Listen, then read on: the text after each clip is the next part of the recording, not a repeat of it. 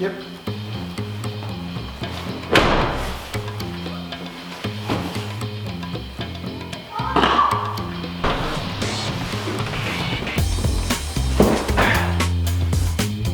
Screwed up on the coilovers. Yeah, I mean, it happens. You don't know, I didn't know. So, bros, I am editing this video right now, the brake and suspension video that I'm about to post, well, after probably 2 or 3 hours. But anyway, I'm talking about the coilovers, how I didn't know the position of the camber plates. And I don't know why. This is a classic example of making things way more difficult than they need to be. I know that camber is basically leaning the wheel in to straight up and down. So the more camber you have, the more diagonal your wheel's gonna sit. And I know that. I've gotten a million alignments done, and I've had more aggressive camber for the track, which will bring your wheel more like that. And I've had less aggressive camber for just road use and tire wear, just to maintain the life of your tires.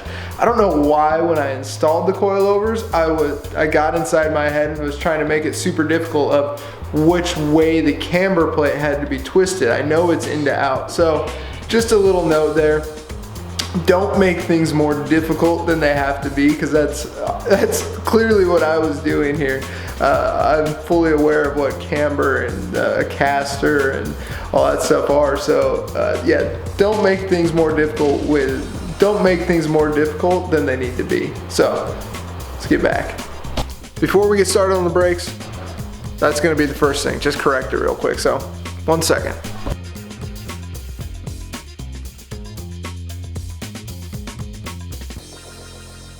All right, so we got the coilovers adjusted. Had to get those camber plates around. I don't know, I was making it way too difficult. Camber plates meant to bring your tire, like if this is the front of the car, tire like this, like that, right? I don't know why I was thinking it was meant to do caster and toe, no, not toe, but caster as well. So camber is just making your tire a little more in. The top will be in, so more diagonal. And I don't know why I was making it difficult. I should have thought of that. I've had a million alignments. So now to the ECS parts unboxing.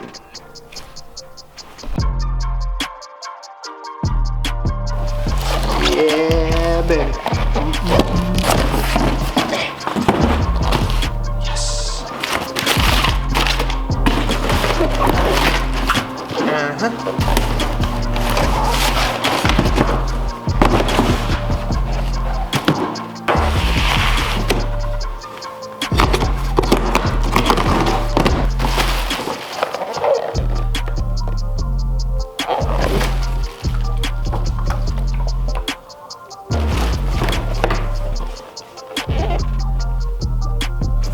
We have to do a careful unwrapping of those.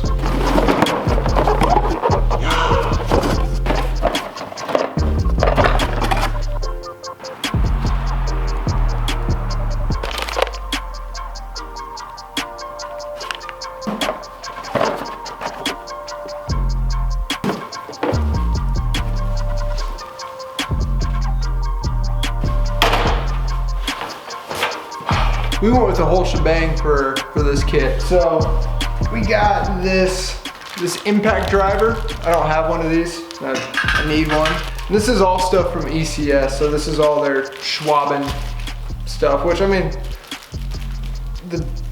I have some of their other parts and they seem to work well. So that's good to have. So the bleeder bottles for bleeding the brakes. Because it is a one-man show for me, so I figured this would help me. I've never used it before. I'm sure we'll figure it out.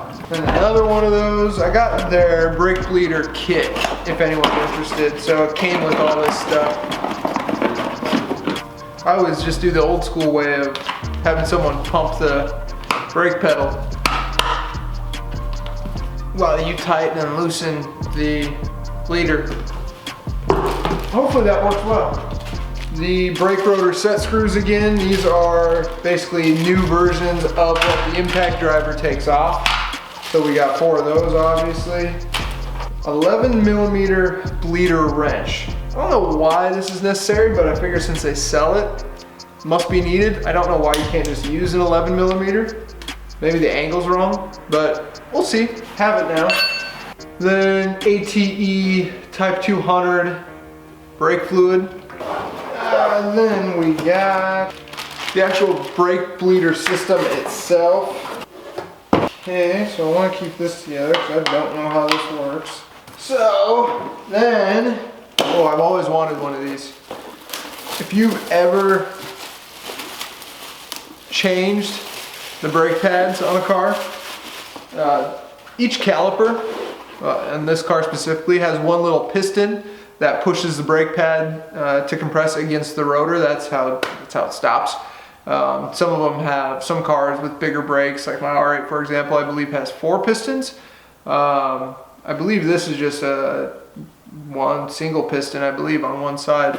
But anyway, once that piston goes out, on some cars it's really hard to get the piston back in. On this, I bet you could probably push it in by hand, but this kit is to push the caliper or push the piston back in. So always wanted one of these.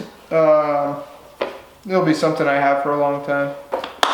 So this is their 18-piece kit for that. Then we went with Akibono, ceramic brake pads. So we went with these for front and rear, Akibono. I've heard the name before. I don't know if they're the best. I doubt they're the best, but I know I've heard the name before. And again, for this first brake upgrade that I'm doing to the car, I just really wanted to get new brakes on it since I'm going to be tracking it a ton and these brakes are basically shot. So I'll probably end up going with a 996 big brake kit conversion for this, which is 996 Porsche brakes, which bring their Brembo calipers and rotors, and I think they're 4 piston. So they're much nicer, but for this one, I just wanted to get the brakes in and get them changed so I could use the car. So we went with the Akibono front and rear pads, and then Brembo rotors all the way around. So I guess it's time to start on this. Time check, it is 3:31. I got started way late. I don't know if I'll be able to finish it today, but hey, let's give it a try. I completely forgot. I got new C-pillars. The rear C-pillars that I jacked all up when I removed them because they were fragile. I ordered new ones. It's things like these guys that make this build add up in cost. These little awesome pieces were 150 bucks each. And I'm opening this on camera in case any of this is broken because these things are fragile. So there it is. Haven't unwrapped it yet, so. Numero uno, in good shape. It's this piece right here. I mean, it breaks so easily, and these little pieces, they're just like, I swear, they just want to be broken. Ooh, 2 for 2. We are good. No broken pieces on this one either. Good to go. I never doubted you, ECS. I knew you'd be good. You're good. We're still cool. Probably take me hat off. Man, let's get down here and see what we got. So I'm assuming we'll just take the caliper, or the caliper off.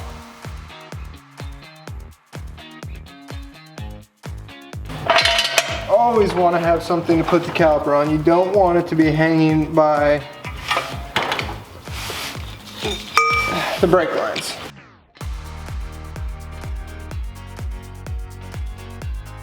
I mean, they're definitely not, I don't know why these were wobbling so bad. I wonder if they're just cheap. I mean, they definitely have plenty of life left. Had to go to the parts store for this. An adapter that will fit the end of the impact driver and work on whatever I need for that. At least I hope it will. Let's give it a try. Aha! Yahtzee! Yeah, baby! These both look really good still. I mean, both of these, if you look at these used pads, plenty of life left. And then these rotors have a ton of life left. They don't, I don't know if you can see warp at all, but they look fine. Here's the deal, boys. It's getting late and I'm starving. I'm not gonna get this done today. I'm gonna wake up early and get it done tomorrow. It's day 2. It wasn't my fault though. I needed parts. There's a Duke basketball game on. The Seahawks were playing. Come on, it's the weekend. I can do a brake job in 2 days. Y'all don't care.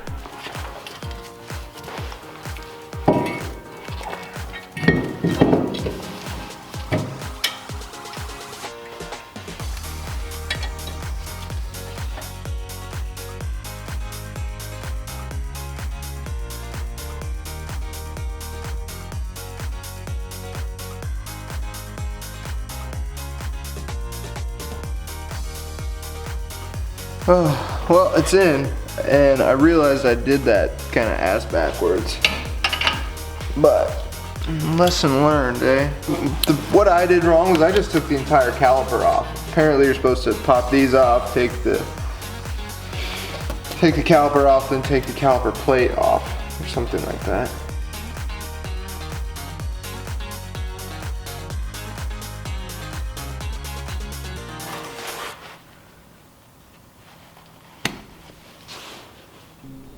I mean, the first one's bound to be the hardest, right? You learn, figure out what I did wrong, go do the other side. Listen, I'm gonna make another video on this. If you're gonna do YouTube stuff, you have got to do something you love because it will eat up all your free time. All of it. Alright, so I realized the mistake I made on that driver's side was taking the caliper and the caliper bracket off in one piece. I think that made it a little more difficult. So after watching some videos, I saw that you're supposed to take off the caliper first, then the caliper bracket, and apparently that's supposed to make it easier, I think. I don't know. There's no way it can be this hard though. I know it. I've done brake jobs before. Maybe I'm just getting old, tired, cranky. I need food, hangry. Anyway, let's knock out the passenger side, eh? Can we just get to 1 million subs real quick so I can get a lift and an assistant and a mechanic and just someone to do all the work and I just drive the cars? That sounds good. Let's do that. Yeah, buddy.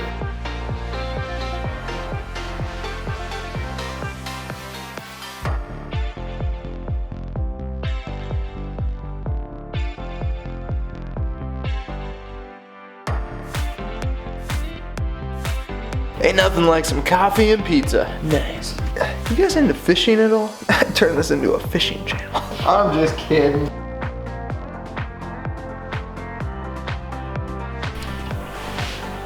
Bingo. Yeah.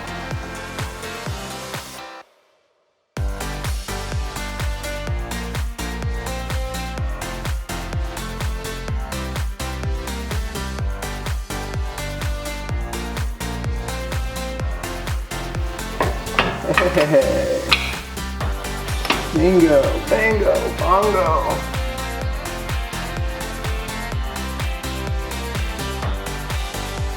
Turns out when you do it in the right steps, it goes a lot faster. A lot faster. Let's do the rear brakes.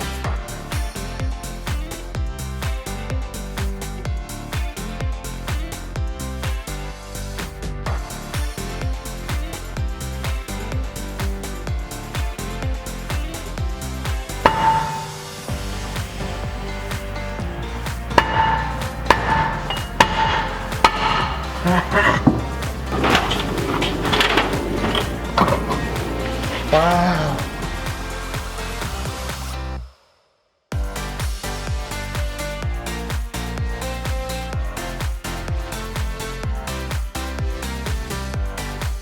The wear sensor kind of strings back, goes kind of just above the rear diff.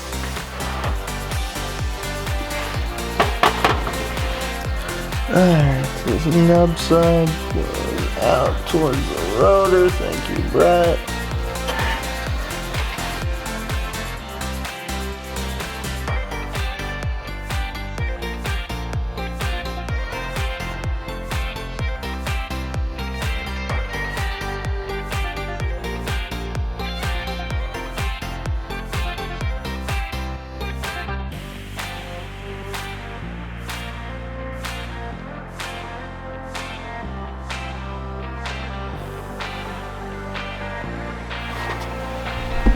I can't even tell if there's stuff on my face or just on the, never mind. Just finished up the last one. You just saw me finish that up. The first one, driver's side, front, complete pain in the butt. I took the entire caliper off. I didn't do it in the right order. Complete pain in the butt. Driver's side passenger, went way faster. Passenger rear, kind of a learning step. My strut gets in the way of removing the bracket. So I had to remove the strut, which I still have to put back on this one, so I'm not officially done yet. But, and then this one went a million times faster than the other rear. So, moral of the story, the first one's gonna take the longest, and then it's just gonna get faster and faster and faster. So, overall, it's really not a tough job to do. The E36 is, generally speaking, a really user-friendly car to work on. With that being said, you may be saying, no, Jordan, you didn't bleed the brakes. You're completely correct. I haven't bled the brakes yet. There's a reason why. I showed you earlier that brake line is completely corroded. I didn't know about that, and brakes are hydraulic, right? So if one brake line fails, I believe, and correct me if I'm wrong, your system's gonna fail.